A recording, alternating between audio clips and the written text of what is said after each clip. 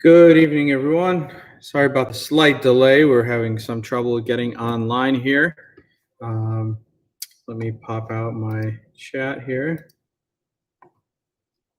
And we are ready for your questions here. If someone is listening, if you could just type something in the chat to make sure it's working, that would be great. We're going to get started. We have some questions on deck here. Excuse me. This one says, can you talk some about kneeling as a posture of worship and prayer, such as when it is seriously not recommended or even allowed? I know the kneelers are fixed in the pews.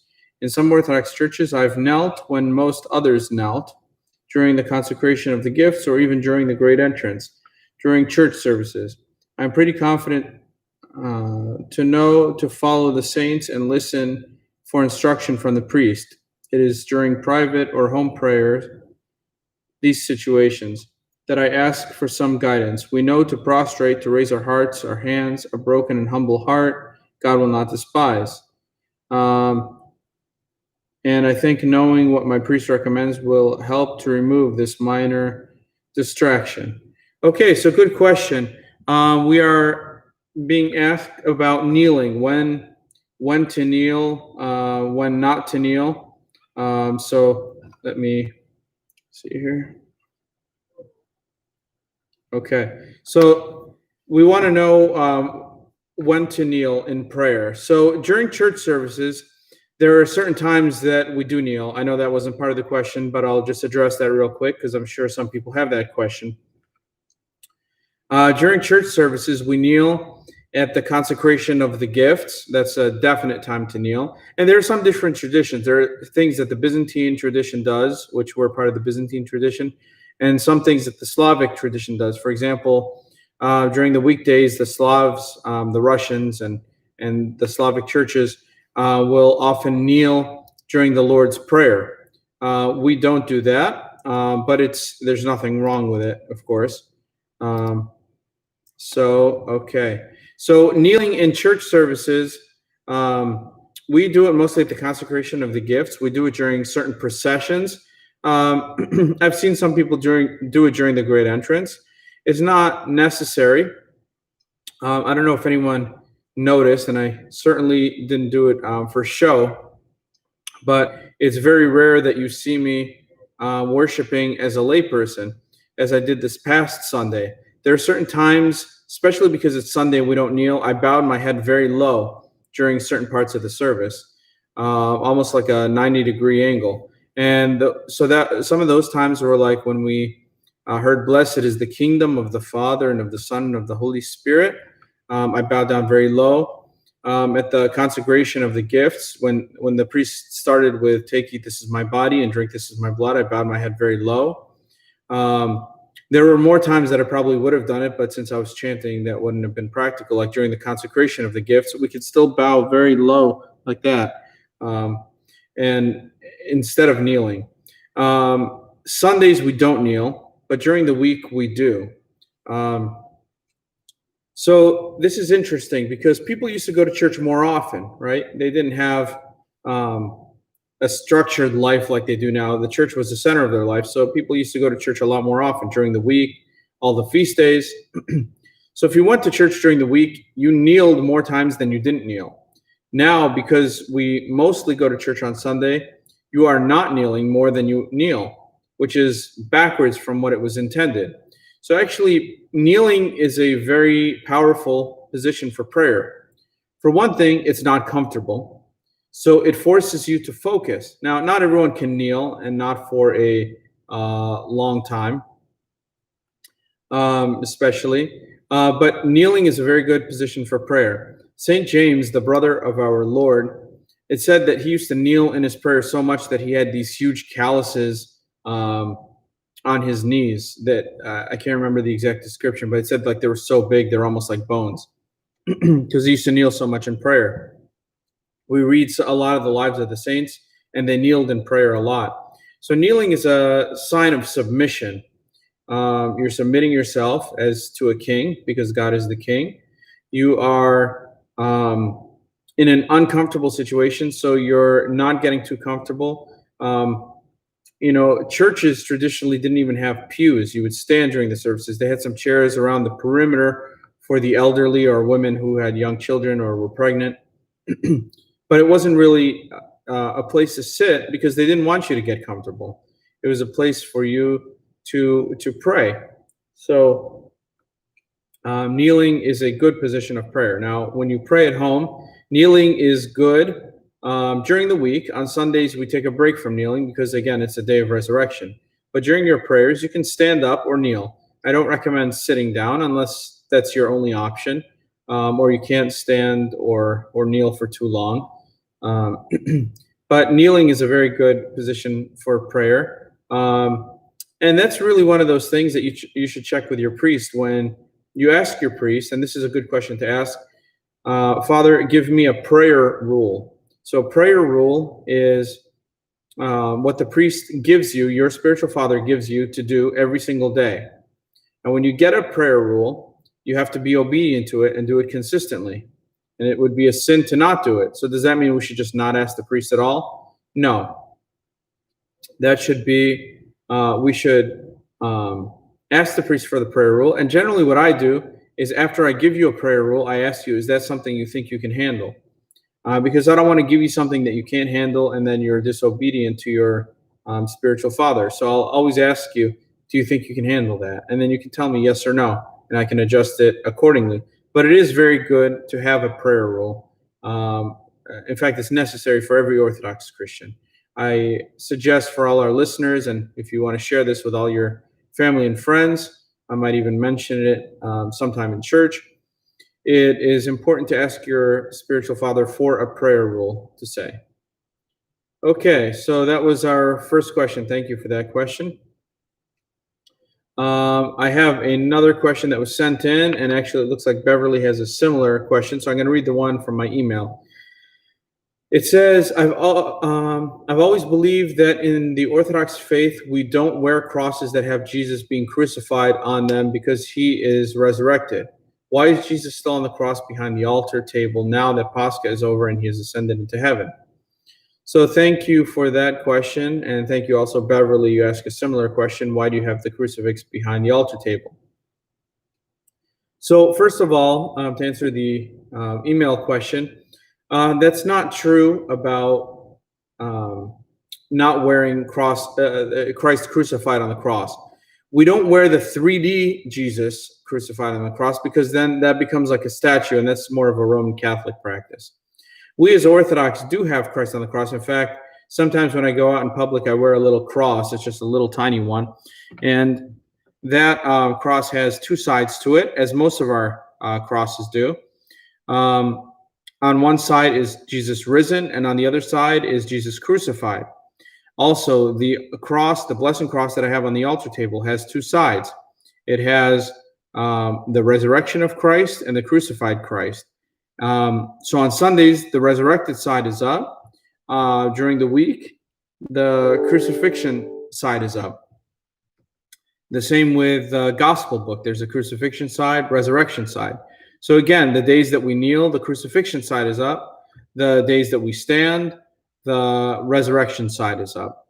So we do have crosses with Christ being crucified, but they look more like the one that's now currently in our church. And I don't know if you remember, but years ago, before that icon was painted, the icon of the resurrection, before it was painted on the back of the altar, there used to be a crucifix there. That, in the Byzantine tradition, we keep that there permanently all year round. The only time we move it, on Holy Thursday, it goes outside. On Holy Friday, we take Jesus off the cross. Then we leave Jesus off the cross until the Feast of Ascension. Ascension, we put it back on there and put it back in the altar. So that is the Orthodox tradition, specifically the Byzantine tradition on the cross behind the altar. But we do have it there. It's a reminder that Christ was crucified for us. So it's there all the time except for from Holy Thursday evening, which means Holy Friday, until the Feast of Ascension. So thank you for those questions. Juliana asks why we stand during the liturgy. So I mentioned that a little bit. We don't want to be too comfortable during liturgy. So if I'm sitting in a pew and slouched over and my legs are crossed, I'm first of all not showing very much respect. If I was speaking to somebody important, a government official or even maybe a celebrity, we probably wouldn't sit like that. It would be disrespectful to them, right? So with Jesus Christ, he's so much more important. God is so much more important than any human being. So do we really want to be slouched and look like we're not paying attention and that we're not appreciating the time that we're spending with him? No, we want to stand up, and that's why we also don't put our hands in our pockets. We don't want to fidget because we're standing before the king, literally. And so we want to be as respectful as possible. But as I also said before, standing and kneeling are positions of prayer. Sitting is not.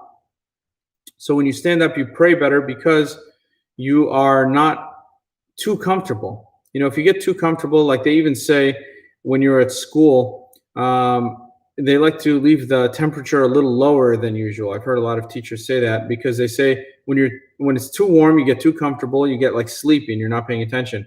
When it's cold, you're more likely to pay attention. So same thing with standing. You're more likely to pay attention when standing.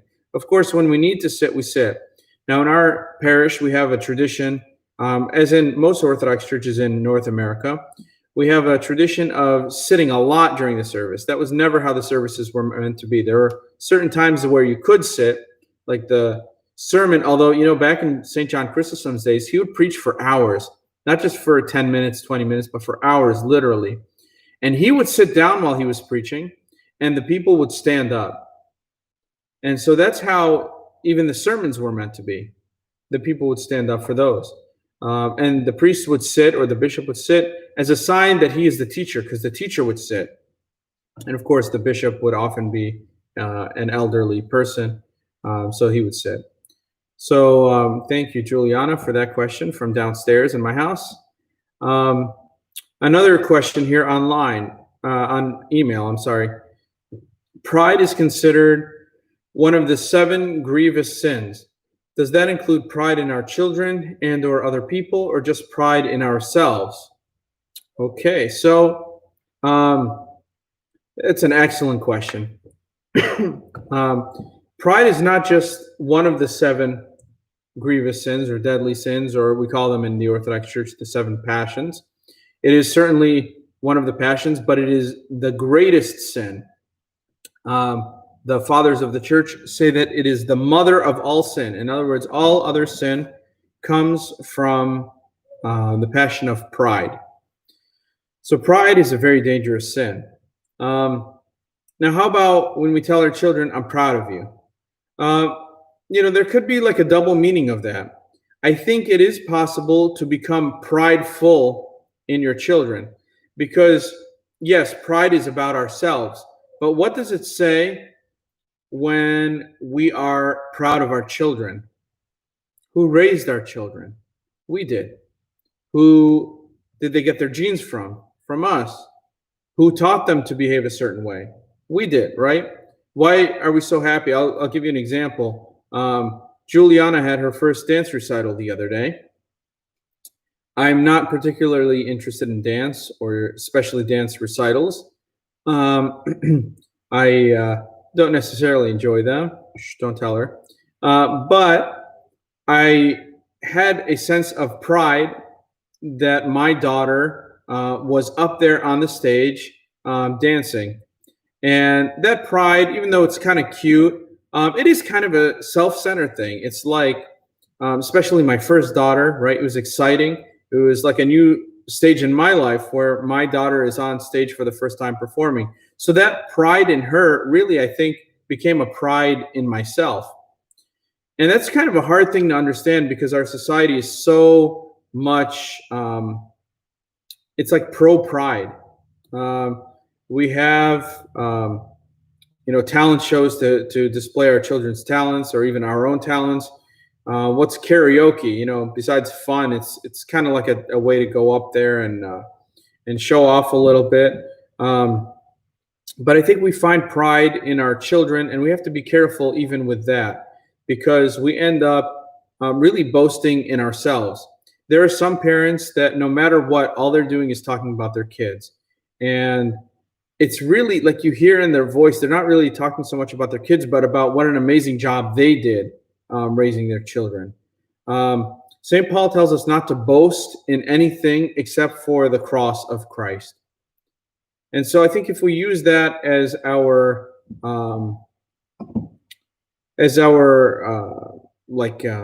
balance, anything in Christ we can be proud of, because we're being proud of Christ, of what our God has done for us.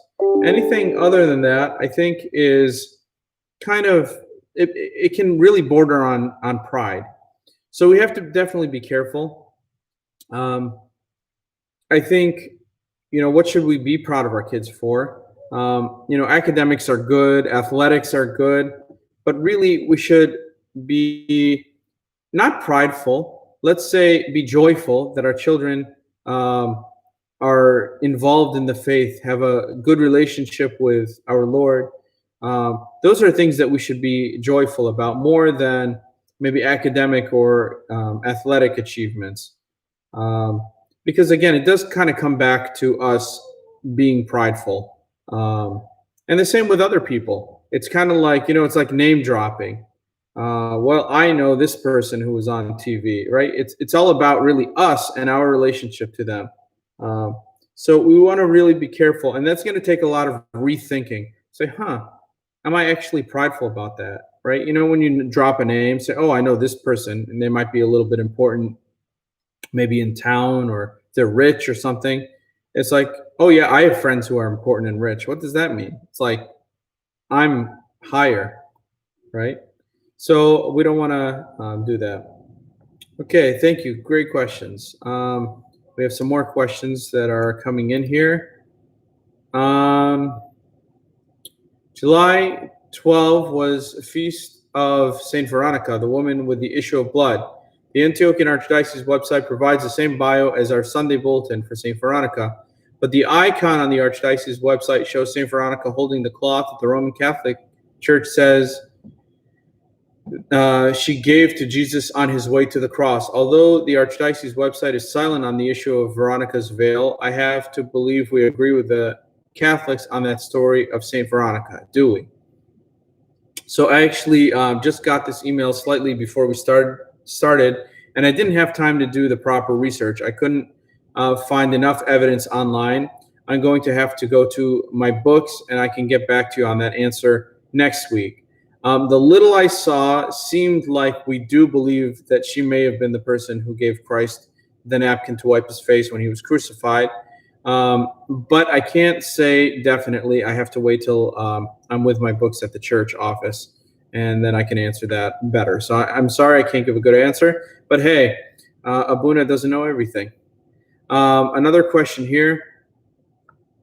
This past weekend, many churches, mostly Catholic, were burnt and vandalized, with statues of the Virgin Mary being targeted for destruction. Last week in Great Britain, there was a call for Queen Elizabeth to cancel the St. Michael's Medal of Honor because it depicted the icon of Archangel Michael standing on the devil, which is a rejected image of the murder of George Floyd. With these Black Lives Matter or Antifa movements now moving to destroy churches and symbols of faith, have any Orthodox churches been attacked? Oh, there's a lot going on there in that question. So let's start first of all. I'll answer the last part of that question first because it's the easiest. The Orthodox churches, have they been attacked? To my knowledge, there's been one that's been attacked. There was an icon outside that was spray painted with BLM, Black Lives Matter, spray painted on the bottom of it. In a way, what's going on right now with sacred images, with people saying that Jesus, we should take down white icons or statues of Jesus, put black ones. This is heresy, in my opinion. And I've seen even Orthodox icons. Just because somebody draws an icon, by the way, doesn't make it a holy image. A good example of this, please don't buy anything from there, but there's a website called Monastery Icons. And if you go there, you'll see they have icons of all kinds of heretics too. So I would not, again, don't buy anything from monastery icons, but if you just want to see some ideas that you can have an Orthodox looking icon that's heretical. So there have been people who have painted icons of a black Jesus, of a Chinese Virgin Mary and Jesus. These are heretical. So holy icons are more than just pictures. They're more than just things to help us pray. They're for us to see the image of God. They're necessary for our salvation. St. John of Damascus writes a whole book on this, on holy images. This was an issue at the Seventh Ecumenical Council. This is the fathers of the Seventh Ecumenical Council solved this issue once and for all for us. Holy icons are important to us because it's important to see the image of Jesus Christ, because Jesus Christ is the image of God the Father. Jesus Christ became a living image of the Father, and by seeing him, the disciples were told that they can see the Father. So how are we going to see him? One of the ways is through the holy icons, the holy images. So the icons have to be a representation of who he was. He was born in time within a specific race. What race was it? The Hebrew race. He was an Israelite who was born of the Virgin Mary, took flesh from her, and that's what he looked like. We can't just on a whim make him blonde hair, blue-eyed Jesus. Neither can we make him black Jesus. Neither can we make him Chinese Jesus. Jesus Christ is a person in history, and that icon, that image, is important for us to see. Excuse me. So to desecrate icons, this is iconoclasm. This is what the fathers of the Seventh Ecumenical Council fought. This is a heresy. We must stand against it.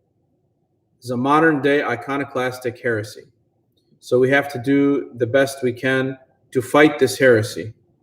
I think we should put up even more icons in our church during this time, because this is, this is just the devil trying to get us to stop using icons. Oh, well, if it offends somebody, let's take it down. No. This is our faith. This is our way that we worship God, is by seeing his holy image and venerating it. So we should absolutely not remove icons of Jesus Christ, especially, said in the question here, the Archangel Michael standing on the devil's neck. This is a sign of we should have victory, even physical victory over the devil. And Archangel Michael, although that's not an Orthodox image, there's certainly nothing wrong with it, with Archangel Michael defeating the devil, because the Archangel is really the messenger of God, so it means that God is defeating the devil. So it's good not to offend people, but at the expense of our faith, I'm sorry, we have to draw the line. If people are going to be offended because of God's truth, that's their problem, and it's between them and God. It's not going to stop us from being good Christians. So going to move on. We have a question here on YouTube. Talk about the Church of Hagia Sophia of Constantinople and the current situation in Turkey. So, great question. Excuse me, I've been asked about that quite a bit this week. So, just a very quick history on Hagia Sophia. It was built in the 6th century, that means in the 500s, by the Emperor Justinian. It was the most spectacular building. And actually, at one point, its roof collapsed, and they rebuilt the roof. And even through many earthquakes, that roof with a huge dome has continued to stand. If you don't know much about Hagia Sophia, there are documentaries on it. It's one of the most magnificent buildings in the history of the world. And it was built by the Orthodox, by Byzantines. Again, it was Emperor Justinian built it as a place of Orthodox worship. Hagia Sophia. Now, the word Hagia means holy or saint, and Sophia means wisdom. So it would be incorrect to translate it as the Church of Saint Sophia. That's incorrect. It is known as the Church of the Holy Wisdom, who is the wisdom of God? It's Jesus Christ. So it's actually a temple dedicated to Jesus Christ himself. So many great saints served in Hagia Sophia. from, again, the 6th century on. In 1453, the Ottomans captured Constantinople, and the Byzantine Empire came to an end. The Church of Hagia Sophia became a mosque. Now, I think in 1920, Ataturk, who was the ruler of the Ottoman Empire of modern-day Turkey, changed Hagia Sophia from a mosque to a museum so that the Christians could once again go and visit it. Now in 2020, because there seems to be a lot more Islamic extremism going on in Turkey, they have voted, the courts have allowed the president of Turkey, Erdogan, to change Hagia Sophia back to a mosque, from a museum to a mosque. And so the president has decided to do that, and I believe June 24th will officially be the day that that happens. This is very sad for us, because this was built as a church. The holy liturgy used to be celebrated there.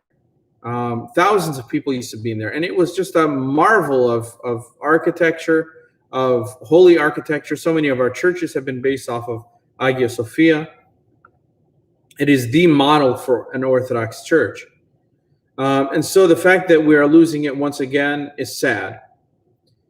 However, we as Orthodox Christians don't have like one temple that if that temple is not an Orthodox church, we can't worship. That's how the Jews used to worship. And that's why the Jews no longer have an active priesthood or sacrifice, because their temple, the Temple of Israel, got destroyed by the Romans in, I believe, around 70 AD.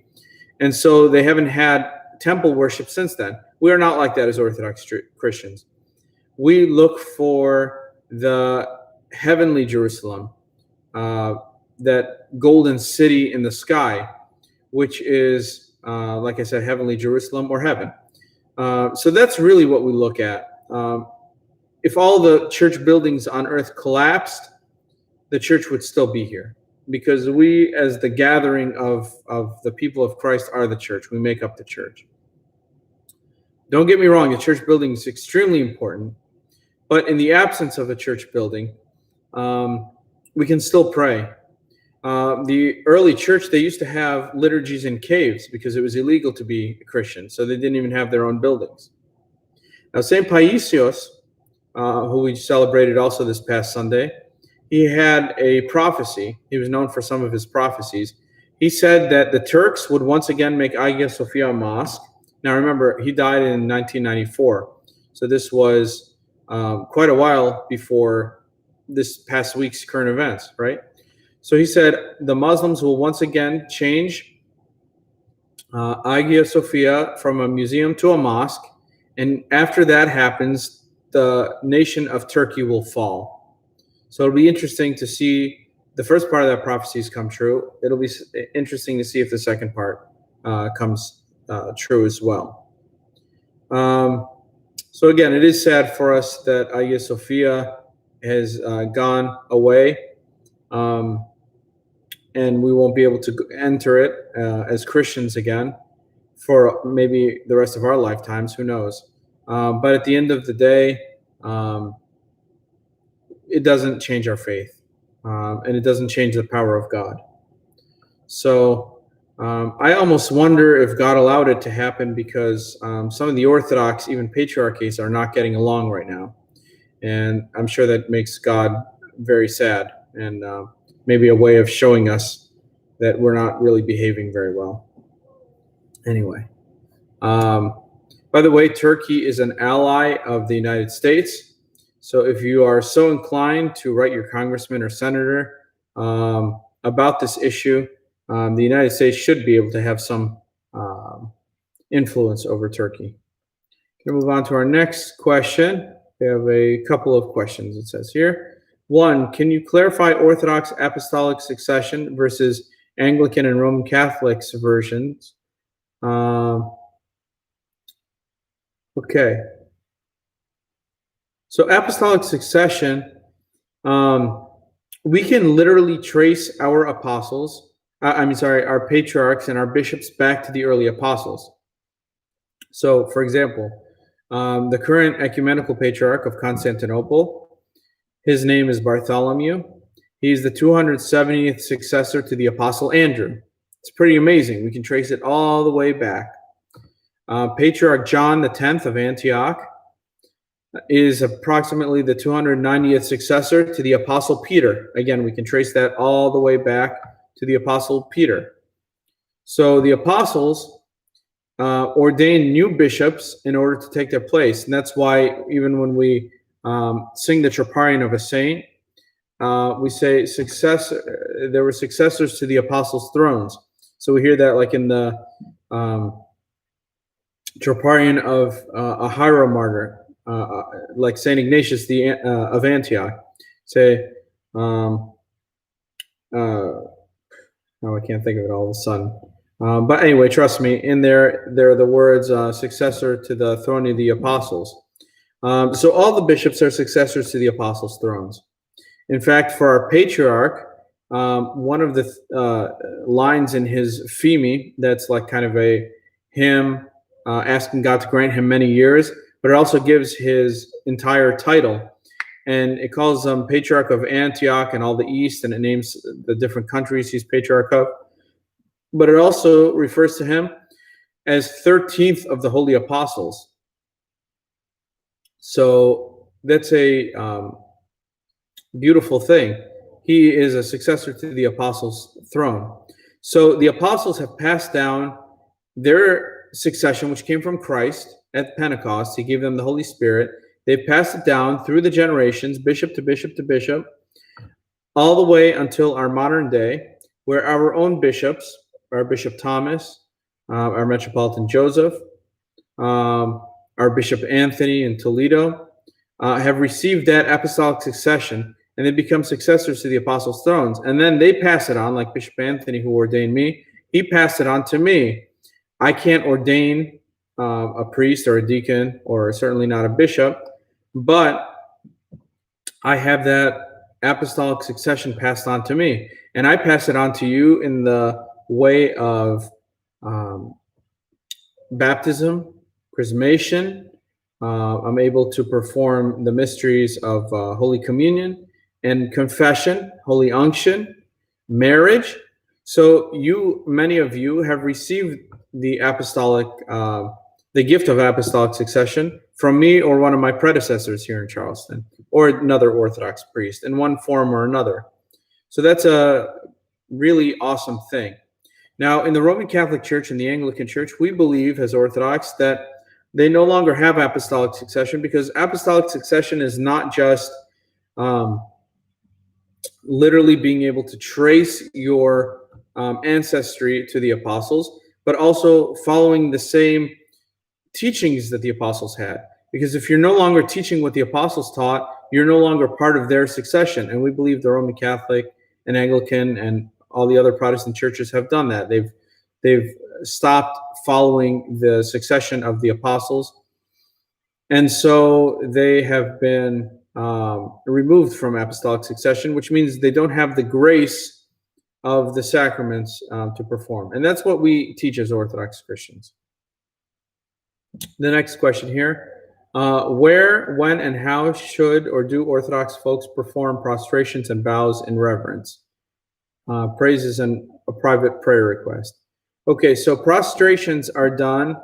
There are certain times that they're done liturgically, especially we see that during Lent, during the prayer of St. Ephraim the Syrian, and other prayers like at Compline and things like that.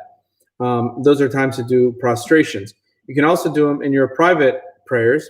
Again, that's something to ask your priest when you ask him for your prayer rule. Your spiritual father will give you your prayer rule and how many prostrations you should do, if you can do them. Some people might not be able to do them, so we can do something modified. The reason we do prostration is because we sin with our whole bodies. We sin with our body, and so a prostration is a way of praying with our body. So it's more than just saying the prayers, actually physically praying. And by the way, this is one of the reasons that yoga is so dangerous. When you do yoga, even if you don't mean it like this, you're actually praying to a false Hindu god. Each yoga pose is a form of worship to one of the Hindu gods. And so when you do those different positions, you are actually showing worship to a Hindu god. And it's very dangerous. So that's why Orthodox, we do prostrations, we worship the one true God. Okay.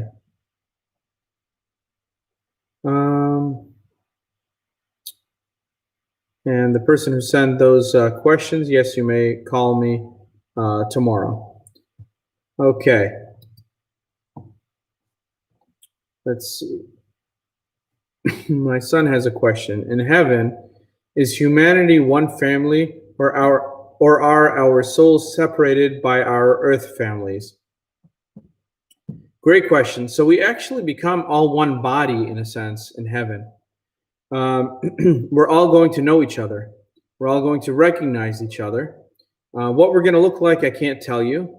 But we are going to be all one family. That's why we refer to each other as brothers and sisters in Christ. Remember, we share one ancestor, one set of ancestors, Adam and Eve. So we will all be one family in heaven, and we'll all know each other. So it won't be like awkward because we don't know anybody up there. We will know everybody because we'll know their souls in a way. It's hard to explain what heaven's going to be like because it's not something that can be explained through human language because it can't be understood through human experience. It's going to be completely different. All we know is it's going to be wonderful, and it's going to be more beautiful than any experience on earth. So thank you for that question. It's a good one. Okay. I've seen people say recently that to have a cashless society is a sign of the Antichrist or the end of times. Can you please explain? Forgive my ignorance for not knowing Revelation or where this comes from. I actually don't know where this comes from, so I can't really answer that question. But I will say, along that same line, there are certain things that, just like I said, Saint Paisios was giving some prophecies. Saint Paisios gives some prophecies. I can't remember if it was him or Saint Porphyrios or another modern saint, but they said to be careful because there is coming a time that we will be embedded with a chip. And that chip will be embedded in us somehow, and people will be able to identify us, to locate us, we'll be able to pay with it. It'll have all our information on it. Whichever saint said it, and I can't remember again, please forgive me for not remembering which saint it was, said that. But he said that this is a sign of the devil. That this is a mark of the devil, and that by no means should we get this implanted in us. So we certainly have the technology to do this already, right? Don't they already do this to animals to help locate them if they go missing? They put GPS trackers. So be very careful not to do that. If the opportunity comes up. So let's see. I think that's all I can say about that question for now. We have another question.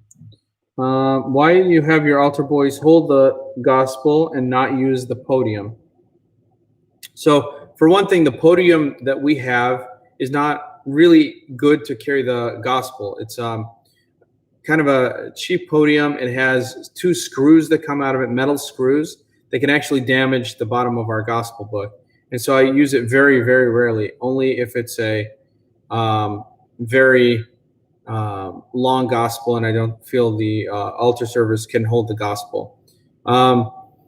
Technically, there's nothing wrong with subdeacons holding the gospel book, since we only have one subdeacon at this time.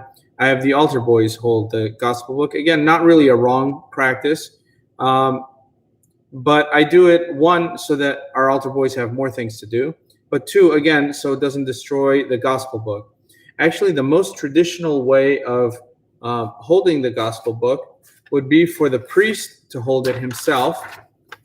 And when I hold it, it's supposed to cover my face like this. So it's not me speaking to you. It's, you see the icons on the gospel book. Actually, here I have a gospel book from the church. Hold on a second. And if you remember, I had the gospel book here since the COVID times when we couldn't do all the services in the church. So when we're supposed to read the gospel, it's supposed to be like this, so that you see Christ, and it's like Christ is speaking to you because the gospel is the word of God.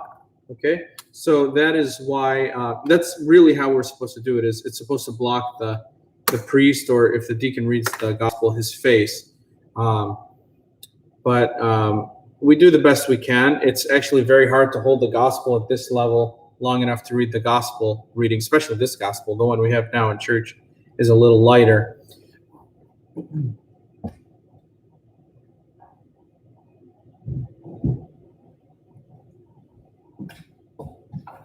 Okay, so thank you for that question. Let's see. I'm out of questions, so if you want to start sending in questions, please do so.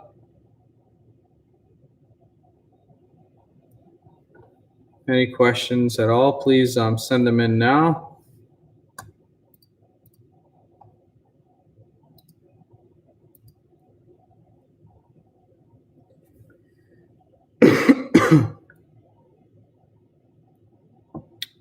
Okay. I'll give it a few more minutes if we don't have any questions. Maybe we'll end early today. I will take this time to mention that our church actually has a new website. And it may give you some kind of a warning when you first try and click on it. It may say something to the effect that this website doesn't have a license or something like that. That'll eventually go away. Yeah, it'll say it's not secure, and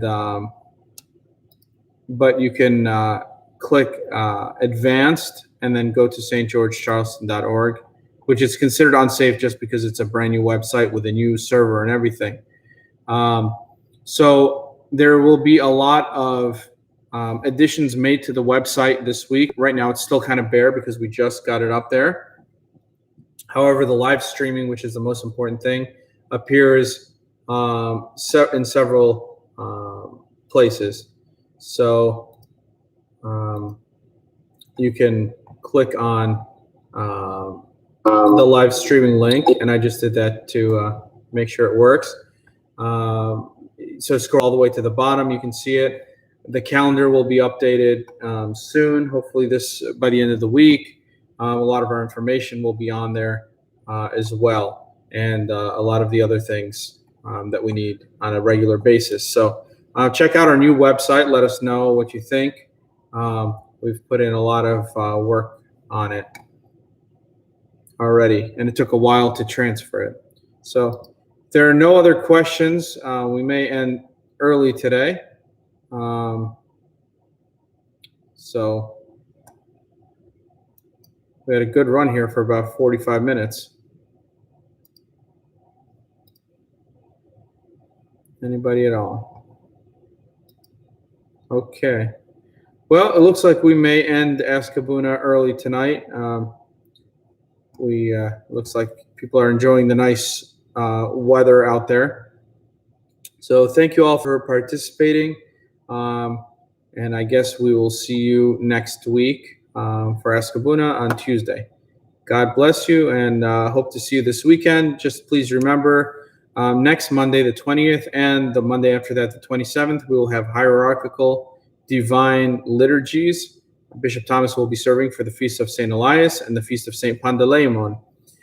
St. Panteleimon he was a healer saint, so he is a patron saint to doctors, physicians. So if you're not working that day and you're a physician, that would be a great day for you to come in. Again, God bless you all. Thank you and have a good evening.